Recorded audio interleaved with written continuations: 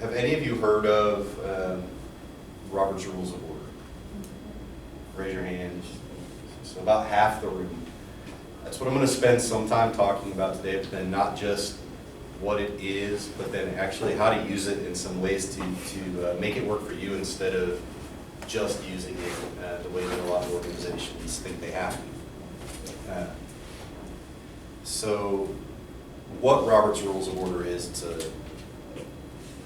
it's a booklet. Basically, it's the way Parliament in England and our Congress and everything, they run their meetings. It's a very thick book. I mean, if we went through the book, first of all, it's not the most exciting read, to be blunt, and it would also take us probably 6 or 7 classes to get through all of it, and most of it you're not going to use anyway.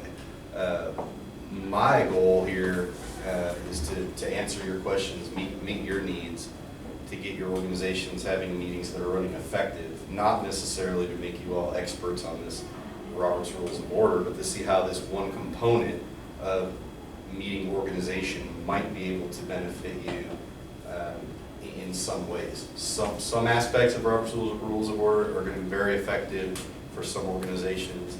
Others might be more effective for others.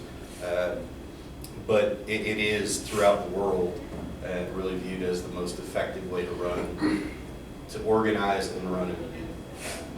And there's a couple reasons for that. It can be really good for leaders to keep control of a meeting, and that didn't come up where members were sort of taking control of the meeting. What that could look like, though, is why meetings are running longer. So the length of the meeting can often be because the organization, the members that come sort of take over the meeting and get it off track. What I'm going to pass out now, I've already started. And so this is a sample meeting agenda. What we just did is a mix of the first two. It is the opening ceremony. We don't really have a ceremony or exercise. I'm not going to ask you to really do an icebreaker. However, I sort of did because I asked you to introduce your organization. That could be considered an exercise. But also that was roll call. And so we've already done the first 2 steps on running your meeting. So if you'll just take some, pass them around, and just start some over here too. They should meet in the middle. There will be some extra. Either hang on to the extras or pass them up here, and we'll take if you don't want them. These resources are very easy to find, by the way. So if for whatever reason you lose this between now and your next class, you can go to Robert's Rules of. You can just Google Robert's Rules of Order sample agenda, and there'll be several that pull up, but they're all very similar. The other sheet that I'm going to give you is also very, very easily accessible. So if you look at this, you get here, we've talked about starting a meeting on time and what that can do. It really is important to let your membership know that you're going to be starting at the time that you say. There's a couple reasons. Most of you are probably getting rooms on campus, and you'll have something built in that I always like to talk about with that end time as well. You're going to have a time where another organization might be coming in after you.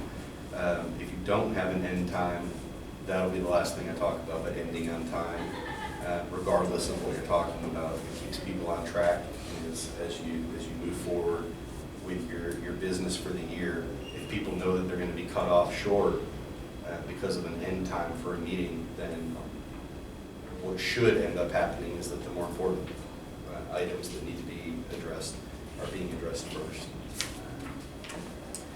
So one of the things that it is important to have happen is let people know what was discussed in the last meeting.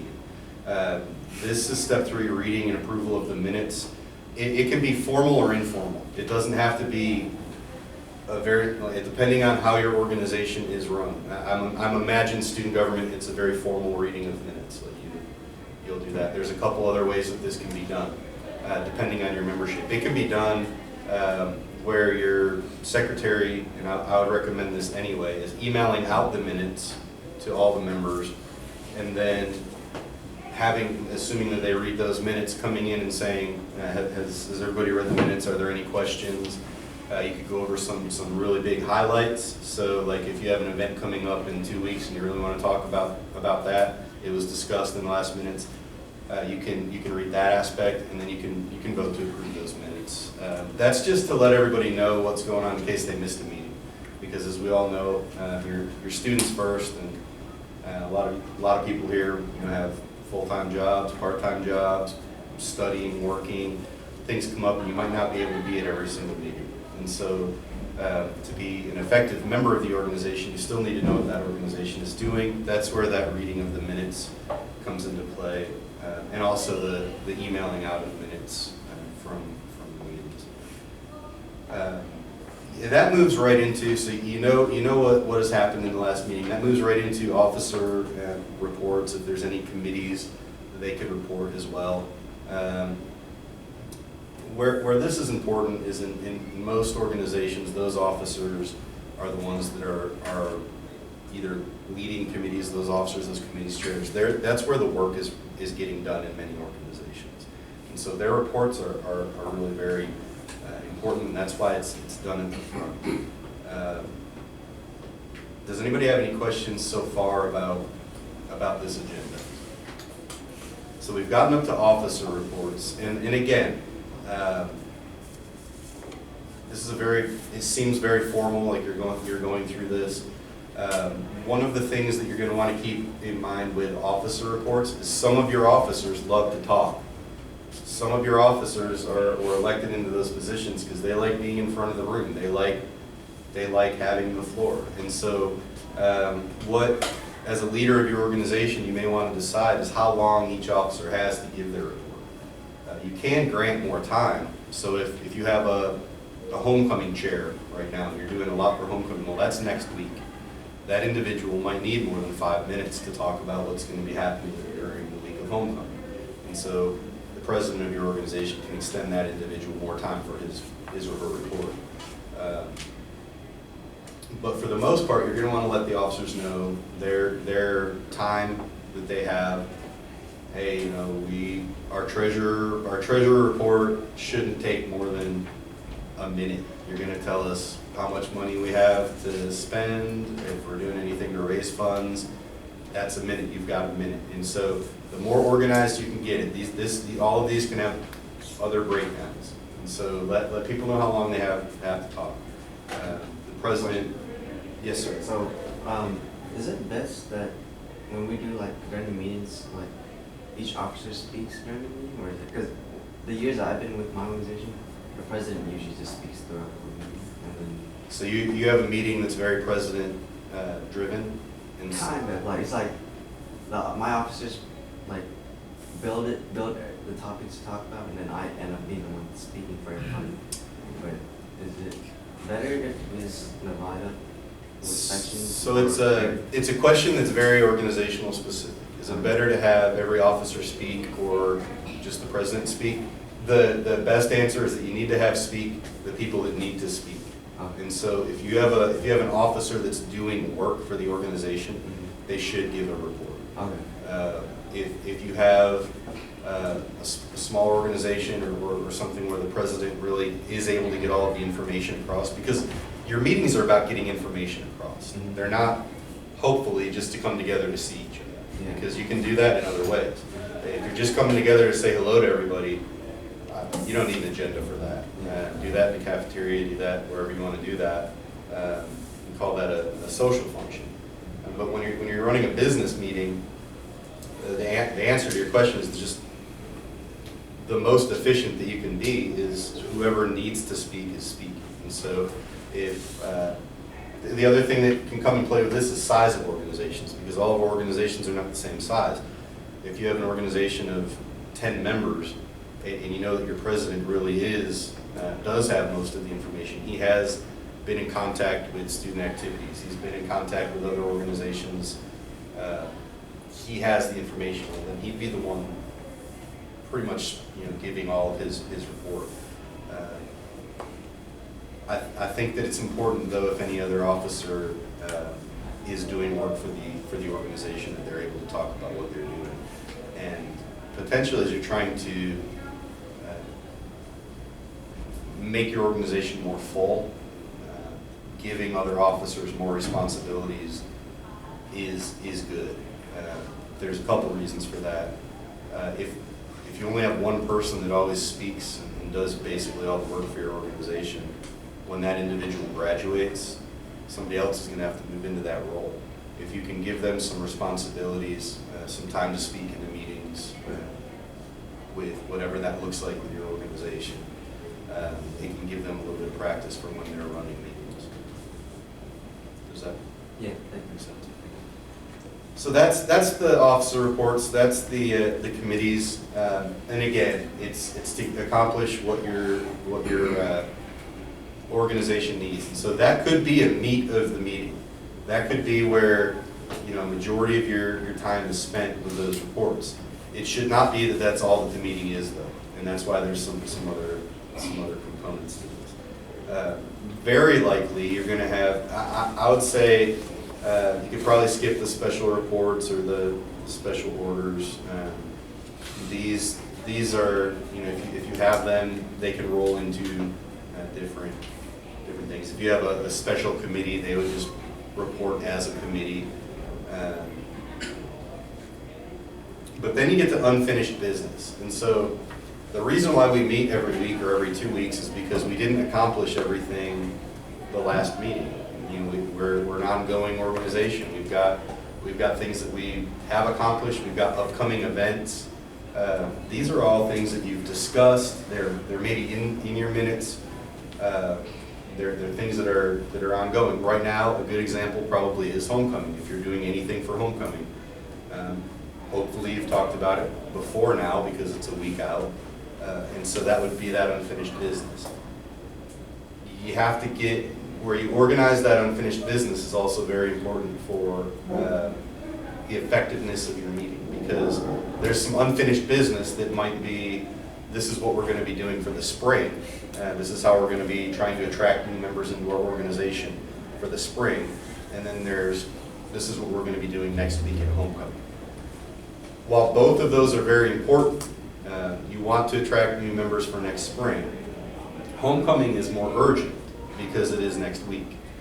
And so that should be put first on the agenda, because you want to make sure that you give it its time. And also, it should be, if you're getting to the point where that unfinished business is taking you a very long time, that is where you're going to want to make sure that gets finished before the meeting, because it is next week, and there's some things.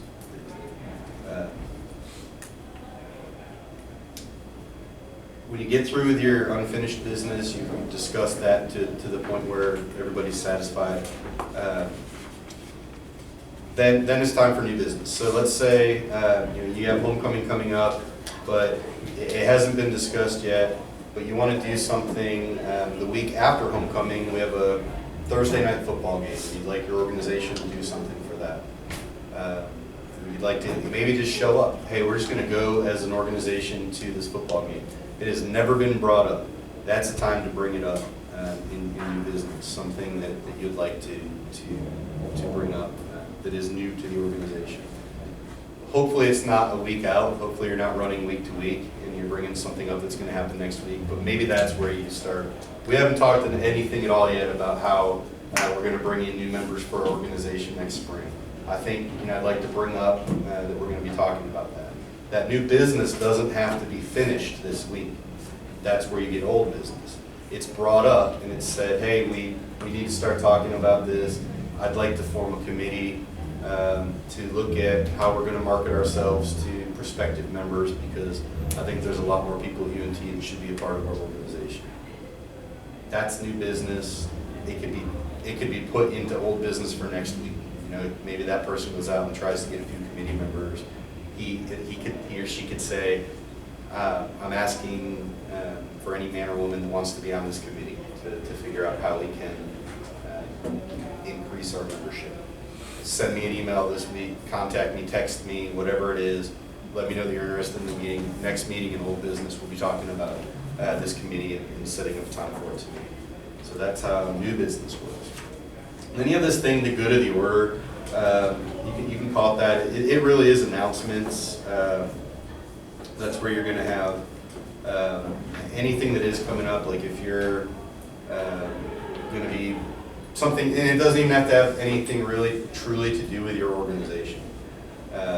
It isn't the business always of your organization. Hey, I'm going to be studying in the library every Tuesday night.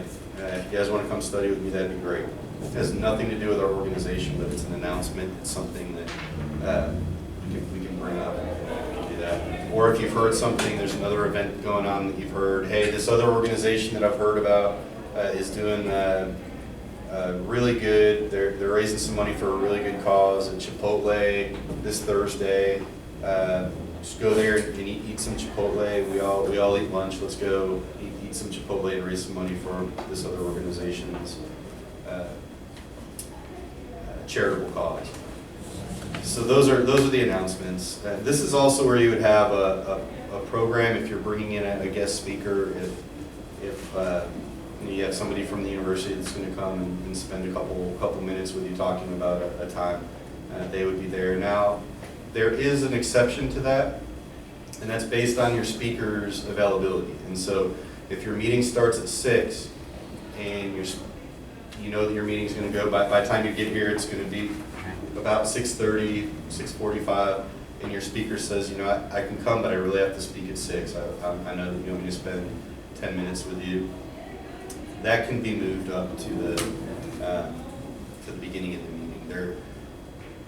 The thing about this agenda is it's a sample, and what I fear about giving this out is that you'll look at this and say, this is the only way to run a meeting. The only way to run a meeting is the way that it works for your organization.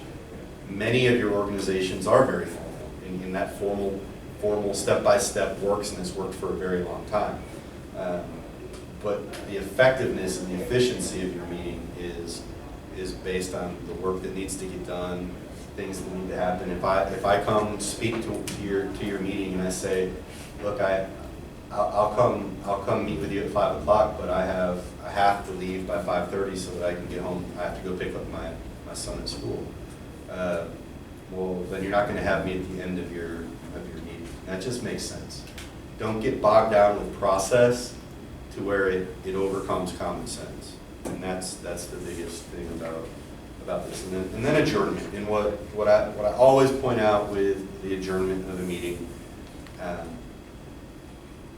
if you don't have it where somebody's after you, if you don't have a mandated end time that you have to leave a room because there's either a class following you or another organization has that room, set an end time and stick to it. Because what that will do is that'll keep everybody efficient. I already said you have some officers that love to talk, and you're going to start giving them the amount of time that they have. Well, if that person's in charge of giving out time, they can give themselves some extra time as well. And so what you have to do is set a precedent that you're starting on time and ending on time. This is the amount of business that we have to get done, and we're just gonna go through it, and we're gonna do our business. When it gets to be so at 2:30 today, if I wanted to go on past 2:30, I can't. We're done at 2:30, and so there might be some really important things that are left unsaid because we've talked too long on a different topic. If that happens in your meetings repetitively, what you'll find happens if you leave at that time, people will come more prepared. Part of that is preparing for the meeting. Part of that is setting. You can set this agenda in advance. So you know who does email out minutes? We've got only a couple. It's a really good idea to do. You know the members of your organization, right? Collect their email addresses, get those. The other thing that you should send out a couple days before the meeting. You have either whoever it is in your organization. If you have a secretary, that'd be good for that person to do. If you have, if it's your president, that's good. Now, we're talking about meetings, so this could be a committee meeting. This could be a committee meeting, and your committee chair could do this. Send out an agenda, ask people for feedback, see what they want to talk about, because one of the things that can derail a meeting is when people bring things into the meeting that you had no idea as a leader you were going to be discussing. And so you have your plan for how your meeting's going to go, but then during whatever report or whatever there is, somebody brings something up that is either controversial or that just is going to take a lot of work. You want to get a t-shirt designed, and everybody wants to have their view, and instead of the t-shirt committee figuring out what color the shirt's going to be, they come in and ask the entire organization what color shirt they want. Well, that could be a 10-minute at best conversation, and then you only have, if you have an hour meeting, you have 50 minutes left, because you spent 10 minutes talking about t-shirts. Find out what people are going to talk about, send out your agenda, have them email you back. When you print up an agenda to give to all your members, you can put some times in there. Officer minutes, 5 minutes each, or you can even make it more specific. Unfinished business, you could put what that unfinished business is. So homecoming is bullet point 1. Spring recruiting into our organization is bullet point 2. We want to have a bake sale. We talked about having a bake sale, but we didn't get that finished last week. What does that look like? That could be bullet point 3, because you haven't really decided if you're going to do it or not. You're just talking about it. It's probably not as important as recruiting new members in, or definitely not as important as we're going to be doing the next week for homecoming. Now that we've gone through this, is there any questions about this? Is there any way, we had a couple people say more efficient, more time. Do you see how this could help? Specifically, anything specific that you see it working at, or anything that you're saying, I think this could work, but what would it look like in my organization? Somebody want to ask a specific question? Yes, sir. I see the benefit of having an end time, but what if I need to discuss random bits of information that my officers would like bring to me? That could maybe something said during the meeting could like jog the membership that we should like after the meeting, or should there be like, or can I put in like a period of time where they can come to me about these things? So just random things that aren't the business of the organization you want to That discuss? aren't the business of the specific meeting at that moment. But it could be business for the next meeting. And also, what time would we, how do we form an agenda? How do you form an agenda? Yeah, before a meeting. See, two answers. So if you have things that are coming up that weren't on the agenda that are brought up that you want to discuss, that could be in that good of the order time, that announcements, just general things that you're discussing. If it's business of the organization, then you could bring that up in new business, in the new business time. But if it's just talking, if it's just things, hopefully you guys get along and you want to have some time and socialize, I would say that could be toward the end of the meeting. If you are going to do something like have brownies, and it's actually a business meeting. Go through your business, see how quickly you can go through the business, and then have the snacks afterwards. You can have the snacks during the meeting, there's nothing wrong with that, but as long as they're not distracting. Now, how do you form an agenda?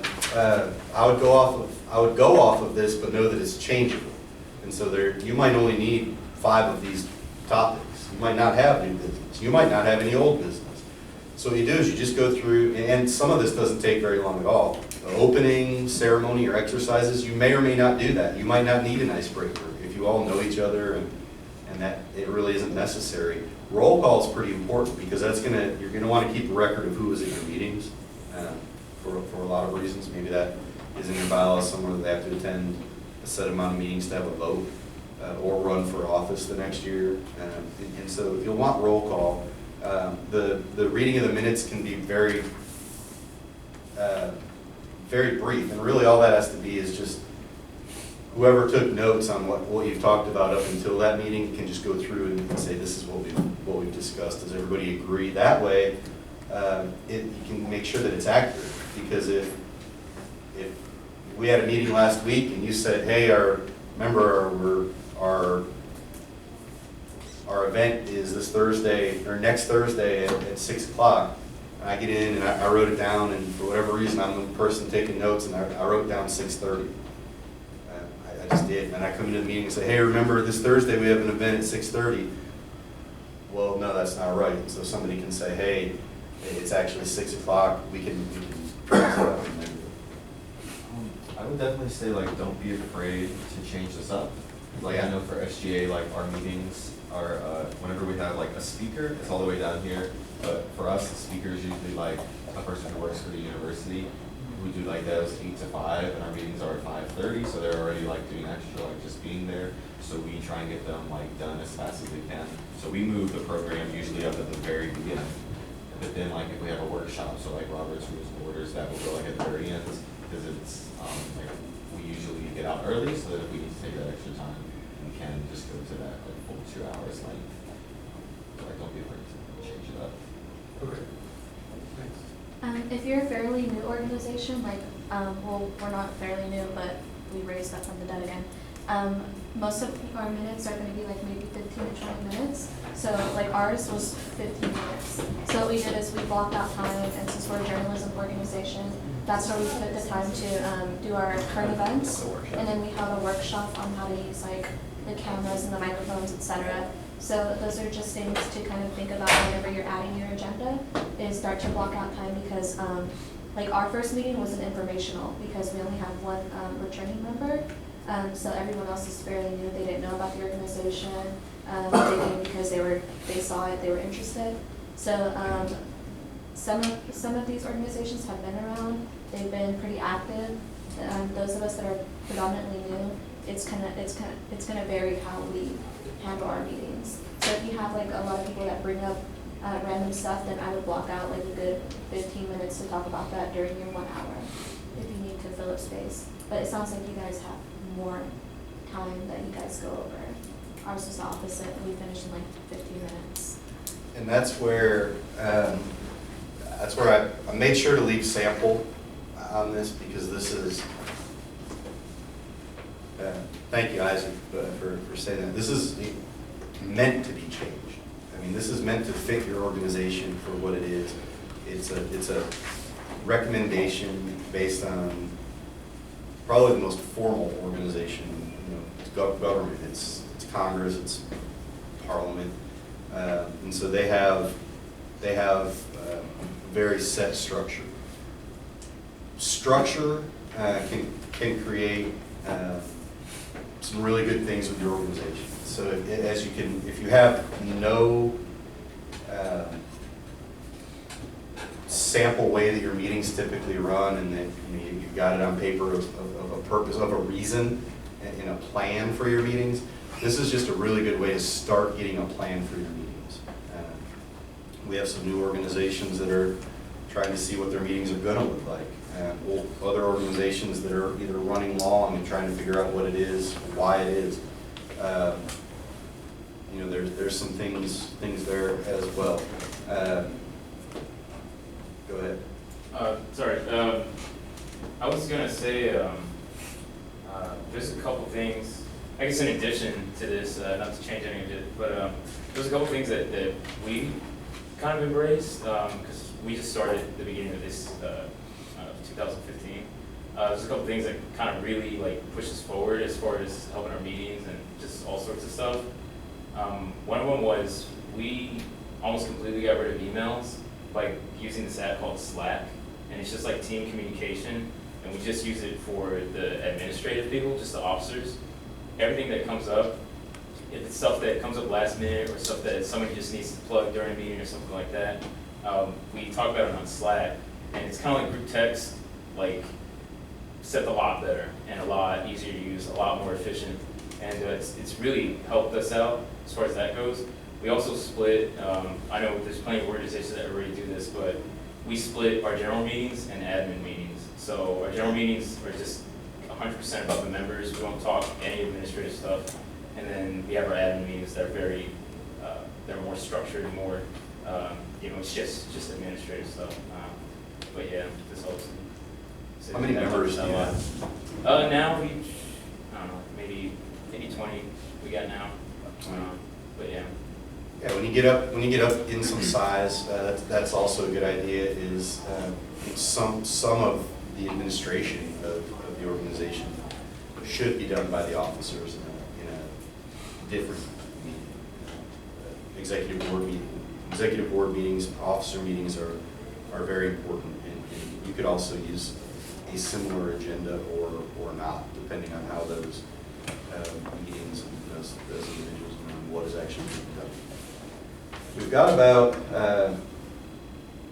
22 minutes left. I want to pass this out, not to scare anybody, because I think it's it should do the opposite. But so Robert's Rules of Order has a lot of words that it just uses, and so I like to pass this out just to provide some level of education. You don't have to use this 100%, and you don't have to call anybody out if they make a mistake on these things. But there's some things that can help move your meetings along, the business of meetings. Really, the biggest reason I like to hand this out is that once you leave our university or into business meetings and various other settings, this will be used. It's nice just to have the right language for those meetings. So same thing, I hand these out. What this is, it's a Robert's Rules of Order. They call it a cheat sheet. So you can say that Jason Biggs gave you a cheat sheet. So spread that rumor, tweet that out, helping people cheat. UNT. But really what this is a look at words. I think the most common mistake that I hear, it comes down to two words. So to advance something, to advance some conversation, it would be you make a motion, and it's just like a part of a body. My arm is moving, and that is the motion, if that makes sense. And so you don't say I motion, you say I move, because my elbow is moving. I move. I literally move that this happens. So that's one of the things that I've heard repetitively. Someone will say, I motion that we do this. And it's one of the ways that as you get into different settings, charitable organizations have meetings that run Robert's Rules of Order. Different businesses use this. Just a simple thing to say, I move, can help. And so different ways to say it. To adjourn the meeting, to close the meeting, is just I move that we adjourn. Recess, if you need a break, I move that we recess until 10 minutes from now, if everybody needs a break. That could be if you're in a really heated conversation and you're sitting around looking at like, friends are going to be lost if we continue this meeting happening the way it is. We just need a break. Move that we recess for 5 minutes. Let's go get some water. Let's let people take a break, and then we'll come back and discuss this. The other thing this says is what you can do. Can you interrupt the speaker for that? No, you can't. So if the committee chair is giving his report, you can't interrupt him to say, I move that we recess. There are some times that you can interrupt, and that's in there as well. The other words, do you need a second? That means somebody else has to agree with you that they'd like that. And the other words are debatable and amendable. Do you need to debate whether to take a break? No. If two people want to take a break, somebody makes that movement, that the motion is on the floor. Somebody else has seconded it. You can vote right then, and you can vote, or the president can just say, based on that he agreed. It does that. It does say that there is a vote needed for that, and so it would be a majority vote. Where the chair can decide would be a complaint about the noise in the room or the room temperature. You have something that you just want to say that you just want to say, and this would be for a more formal meeting, but it's called point of privilege. you can interrupt the speaker. So if one of you is really wanting to say something right now, but I'm rambling on, you can say, point of privilege, I want a brownie. And I would say, go up and get a brownie, because they're really good brownies. And so that's how that can happen. Point of privilege, this room is really hot. Okay, well, I don't have much control over that, but we can do this. And it's beautiful outside, but I'm gonna go finish this meeting outside. Okay, and those are points of privilege that you can interrupt. If you have a complaint or a suggestion like that. As you go through and you look at this, one of the things that this is designed to do is, and this takes a lot of practice. This isn't something you do right away. And so the way that I recommend any organization that doesn't do this, like student government probably does, because you use this, right? You do. So organizations that don't, the best way to do it is have it be fun. You know, give some people, give this, look up what roles the chairperson would have or the president would have if they have to be able to give somebody the right to talk, because truly, if it's my committee report and I'm giving a report, you wouldn't be able to ask a question, you wouldn't be able to talk, you wouldn't be able to add in and say, oh, well, what about this? In those conversations, when people are just adding things in or reiterating the same thing, hey, I just want to say what he said was awesome, and I fully agree with that. We should go to that meeting. Or we should go to Chipotle and support that group. And somebody else says, you know what, I love that group, and I love that cause, let's do that. And you've got 5 people saying the exact same thing. This gives your officers a little bit more control of the meeting, the people that are running the meeting, the ability to run it as effectively as possible. And so they can say, I recognize that you wanted to say something, however it looks, raise your hand or whatever it is. I recognize you have the floor now.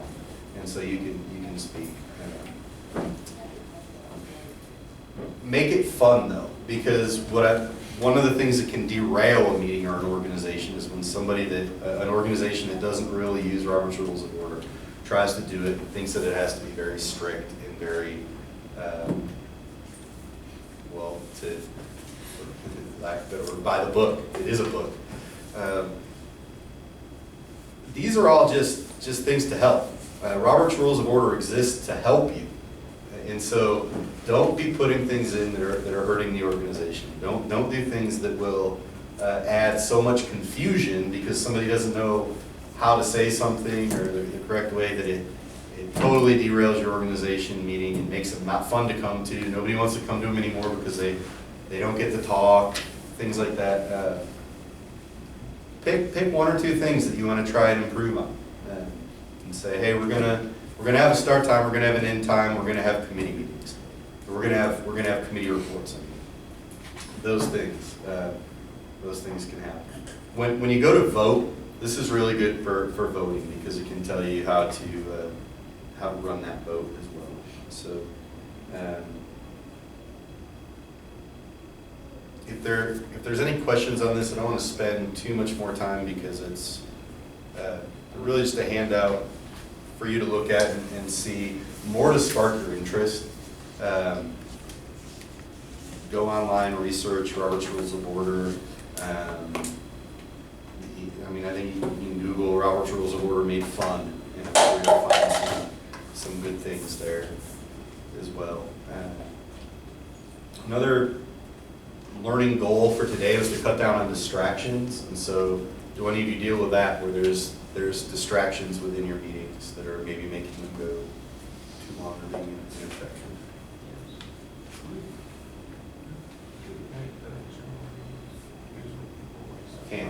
I can't hear you. Basically, whenever we bring up something that can veer into something off topic, it sometimes happens. So a way to politely bring the meeting back without offending the person who got it off topic. Exactly. So you've had somebody bring something up that's a little bit off topic. You had some things that, as the leaders of the organization, you wanted to accomplish in that meeting. But somebody brought something up that was either really fun to talk about or the opposite. You know, it created a lot of drama within the group, and nobody's talking about that. It could be things right like that, whenever a cup falls down, or like a loud noise is made, or like whenever that girl like came in and was like the wrong place, and like you didn't like acknowledge that, you weren't like, hey, you're in the wrong place or something like that, and that like, that would give like a lot of precedence to that, and just kind of kept going, and that let us all like not really pay too much attention to what was going on. Yeah, So so that like keeps us all here instead of just distracting, so just really not doing things that aren't importance. Exactly. Distractions happen. Distractions happen. So, yeah, I mean, we had some people open the door, they were in the wrong room. I could have stopped what I was talking about, totally lost track, and let them know they're in the wrong room, but I had faith that they would figure it out that they were, or maybe they were in the right room, they were just really late. And so that can be a distraction too. I mean, members can come late. There's distractions are all over the place. I think the biggest thing in dealing with distractions is a couple things. So what you just talked about, people bringing things up that you weren't ready to talk about, that's where you can ask your membership what they're going to talk about. You can ask them, hey, I'm setting the agenda for the meeting. We've got an hour. Is there anything that you want to discuss? You get it in advance, that way you can prepare for it. And if you know, hey, we're going to be discussing, you know what, I really think that we need to remove this person as a member. Man, that's going to be a rough conversation, because you might have some people that really like that person. You might have some people that don't like him. And so there could be some conversation, and you might want to figure out, you know, what that could look like. That might be something, if it's something that heated, that you want to go visit with student activities and sit down and say, hey, I know we're going to have this really weird meeting. I've never ran a meeting like this. How do I do this? If it is a distraction, you know, like a cup falling or something like that, the way I view something to dissuade us from a meeting is if it needs to be addressed. You know, if a cup falls, you know, that's something that we probably can let that distraction go without talking. If we do decide that we're going to go meet outside, and I know that one of our members is allergic to just about everything in the world, when she gets bit by an ant, probably going to have that distraction take some precedence. So again, with distractions, with running your meeting, I hate saying common sense because I'm starting to believe it is less common. But what I mean is, you are all the organizational leaders. These are your organizations. You have what you want to accomplish. Don't let any distraction or any member bring something up that takes away from what you need the organization to accomplish. Because at the end of the day, this is a business meeting, and I think that's a very big distinction. It's a business meeting. Handle the business of the organization. Some of the social things, some of the conversations that people just want to bring up can happen outside. If somebody's bringing up something that's taken entirely too long to talk about, and with some organizations, I'll just say with university undergraduate organizations, some of these conversations that I've seen take too long involve t-shirts. What your t-shirt is going to look like for your organization. If you have an hour to meet this week and you're spending 50 minutes on talking about a t-shirt, then all you have done is created a t-shirt. You haven't done any other business. Most of that can probably be done through text, through email. Somebody that's really good at making a t-shirt creates a design, pass it around and let people see if they like it. They can add different things to it, get all the feedback. When you come together, you already have all that.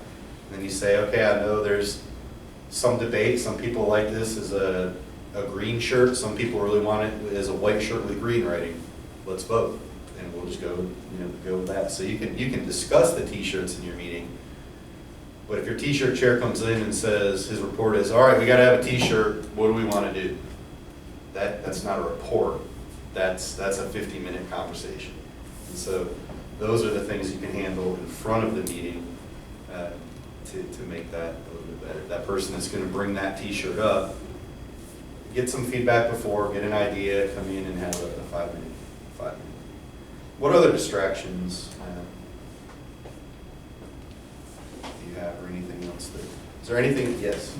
Well, we're in a dance organization, so I guess it might be different, because sometimes we just meet to dance, but like when late people come in, it's like a huge distraction, so, we have a designated like officer that like pulls that person to the side and catches them up, so it doesn't like distract everyone.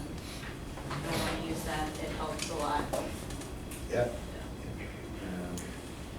That's exactly. So you have something going on in your organization. It's dance. In this room, if we're an organization, we're going to be discussing something that is we want to keep within this organization. It's just organizational business. So we don't really want, if we're doing that and somebody comes in that's in the wrong room, I might have to stop what I'm talking about because I don't want them hearing something that could be taken out of context. I don't want them hearing our organization's business. And so I would have an officer at the door. I'd have somebody stand there and when the door opens, just say, you know, if they're not a member, just say, sorry, we're having a meeting. This room's booked until 2:30. We've got the room until 2:30. It'll be open in 6 minutes. Come on back in 6 minutes. If you're doing a performance, if you're dancing, if you're coming together to dance and somebody coming in is a distraction. Yeah, I mean, it could be have somebody there, put a sign up. I mean, some places you can have a sign, some places you can't. But if you're able to, just let people know that the room's in use, those things can happen. The point is, and if you do get distracted, just get right back on, figure out where you were, and just go from there. The worst kinds of distractions are the ones that make people forget what was happening in the meeting, or that I think the worst are actually when members bring something up that they want to talk about that is just outside of what you were talking about. You spend 15 minutes trying to appease that member or that group of members talking about something, and then you forgot what you were talking about 10 minutes ago, or you have to try and get back to this other thing that you were talking about 10 minutes ago. So that's where that agenda can come into place. So if I know that we're talking about homecoming next week, and you really want to talk about something for next semester, I can say, I value what you're talking about. We're going to talk about this, but right now we're going to finish this conversation and then move on to that. And so there's some ways to put that into an agenda by putting it as number one and then number two. I know that you want to talk about it because I've asked you about it in advance. You've told me, hey, we need to talk about this. I agree, we need to talk about it, but we're going to talk about it after our most urgent stuff, because at the end of our hour, when we're out, time to get out of here, if we haven't talked about homecoming next week, we're going to not have a very successful week next week. Does that make sense? Got a couple minutes left to answer any questions that you have, anything that you're like, man, I came here really wanting to get one thing and I'm not sure I got it. Anybody feeling that way? Well, that's good. What's up, guys? I just want to say I really like that idea about the officer. It's like for like giant general assemblies, like people coming late.